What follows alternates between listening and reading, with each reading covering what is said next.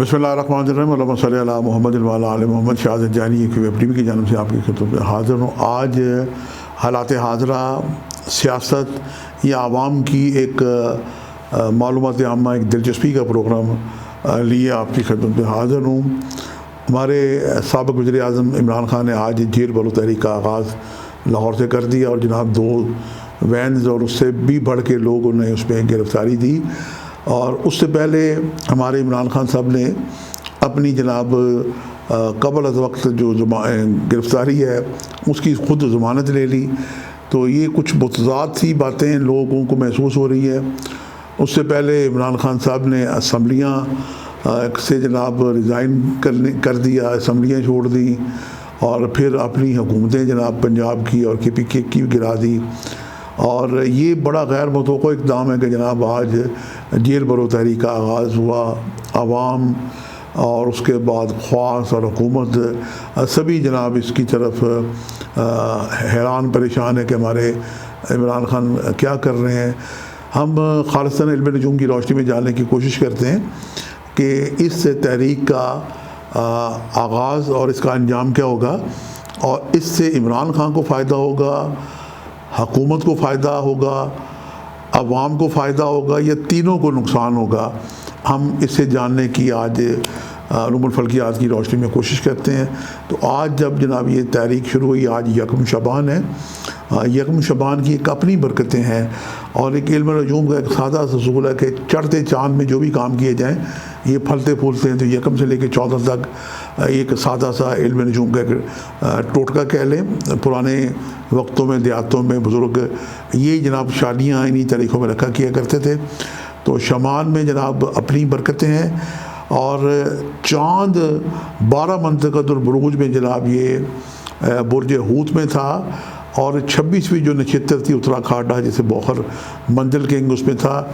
ये मंजिल के 4 एक पाए हैं, जैसे 4 पाए के पाए होते हैं। 2 पाए इसके बुर्ज दलब में और 2 पाए इसके बुर्ज हूत में। और ये 2 बुर्जों का एक कसब कह लें, एक बॉर्डर कह लें, उसकी निशानदेही करते हैं। और ये जो नक्षत्र है ये जंगजुआना किस्म की जनाब ये नक्षत्र है और मजबूत और बड़े लोगों की हिसार में लिया जाता है।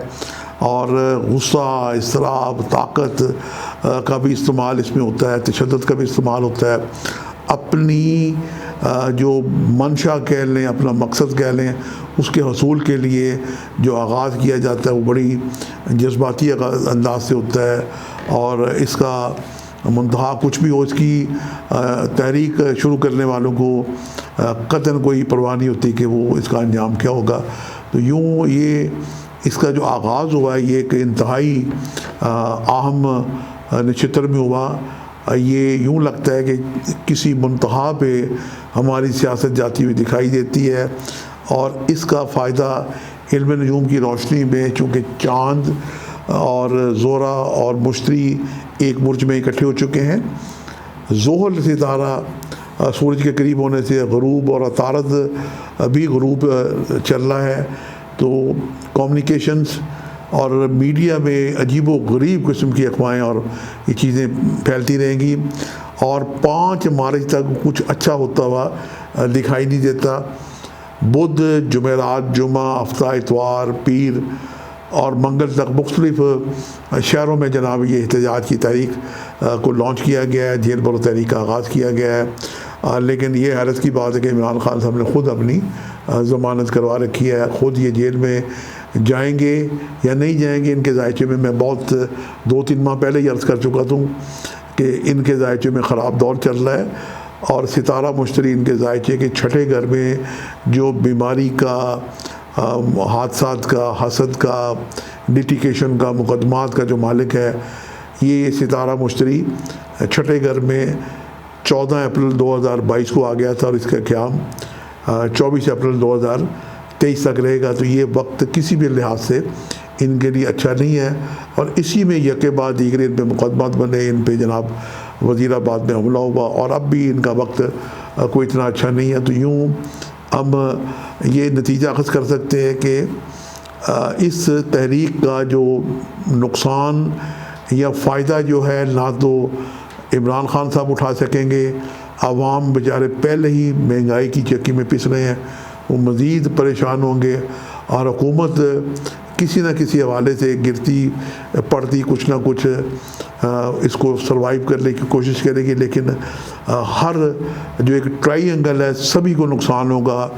इमरान खान को अपना सियासी तौर पे फ़ायद तो जब होंगे फ़िलहाल नुकसान की पोजीशन में है। आवाम मज़ीद महंगाई में नुकसान की पोजीशन में है, चक्की में पिस रही है, और हुकूमत भी जो है वो भी किसी तौर पे अच्छी दिखाई नहीं दे रही। बल्कि वज़ीर आज़म शहबाज शरीफ साहब की जो अपना भतीजी है मरीम नवाज़, उन्होंने एक अजीब फ़िक्रा कह के पूरी पाकिस्तानी कौम को चुका लिया कि हुकूमत ये हमारी हुकूमत नहीं है। अगर उनकी हुकूमत नहीं है तो फिर किसकी हुकूमत है? अवाम हैरान परेशान है। ये जेल बोलो तहरीक का फ़ायदा किसी को होता हुआ दिखाई नहीं देता सिवाय नुकसान के। हाँ, अलबत्ता अगर कोई बैकडोर डिप्लोमेसी की जाए तो आजकल सितारा मुश्तरी और ज़ोरा का किरान चल रहा है। मार्च का महीना इस लिहाज से अच्छा है, अफ़हाम व तफ़हीम से हर तीनों को फ़ायदा हो सकता है।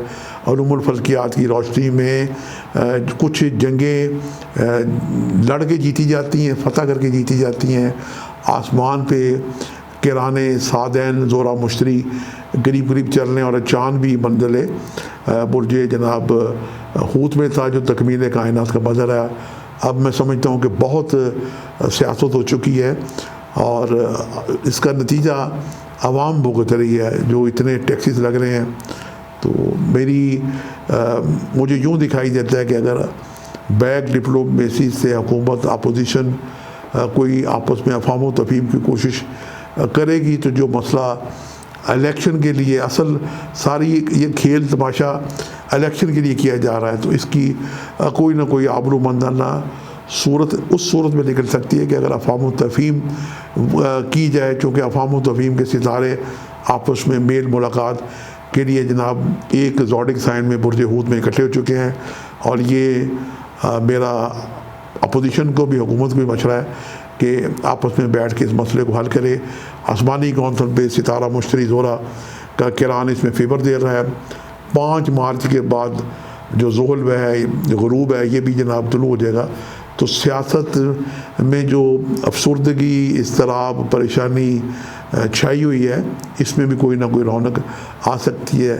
यूँ नतीजा यूँ निकलता है कि ये जेल भरो तहरीक का जनाब आगाज़ जो है, ये जो फूलों के हार डाले जाते हैं और जो लोग जेल में जाते हैं सियासी कैदी वो विक्ट्री के निशान बना बना के जाते हैं, तो इसका फ़ायदा हुकूमत आवाम और अपोजिशन को यकसा होगा बशर्ते नीयत नेक हो साले हो। और अगर पाकिस्तान में जैसा कि इंटरनेशनल साजिशें चल रही हैं और पाकिस्तान के अंदर बहुत सारी मुल्क दुश्मन क़ुव्वतें काम कर रही हैं जिसके लिए हमारी हुकूमत के साथ साथ हमारी फ़ौज जो है ये भी मुतहरक हो चुकी है। जो हालिया सानिये हुए हैं ख़ास तौर पर अभी कराची में हुआ और मुख्तलिफ़ जगह पे दहशत गर्दी के वाक़यात पेशावर में हो गए। हमारी हुकूमत के साथ साथ हमारी फ़ौज भी अलर्ट हालत में है और ये अंजाम कर कहीं ऐसा ना हो कि हुकूमत भी जनाब जाए सियासतदान देखते रह जाएं। ये बात मैं गुज़श्ता साल से ही अर्ज़ करता चला आ रहा हूँ। अगर इलेक्शन को लंबा किया गया तो आसमानी कौंसल पे राहु केतु, चूँकि ये केतु का साल है 7 नंबर का साल है और 7 नंबर में इलेक्शन नहीं हुए माजी की तारीख़ में।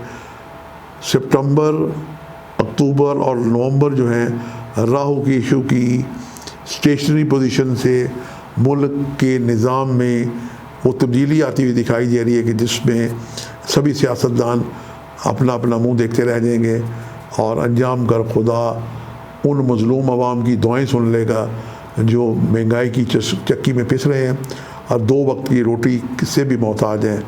उस वक्त से उस लम्हा फ़िक्रिया से हमें यानी होश जोश को नहीं खोना चाहिए।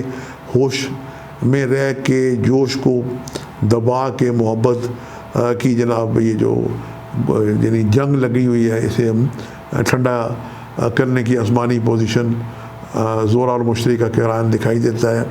अल्लाह करे कि हमारे सियासतदान अगर किसी के गैर मुल्की एजेंडे पे काम नहीं कर रहे तो ये मार्च के महीने में कोई ना कोई परवरदिगार आसानी अता करेगा और रमज़ान का महीना वैसे ही रहमतों और बरकतों वाला। अल्लाह पाक हम पे अपनी रहमत नाज़िल करें। आपसे मुलाकात का सिलसिला जारी रहेगा। आज के लिए इतने शाह ज़ंजानी को इजाज़त दीजिएगा। बशर्ते ज़िंदगी कल एक नए प्रोग्राम के साथ मुलाकात होगी। खुदा हाफिज़।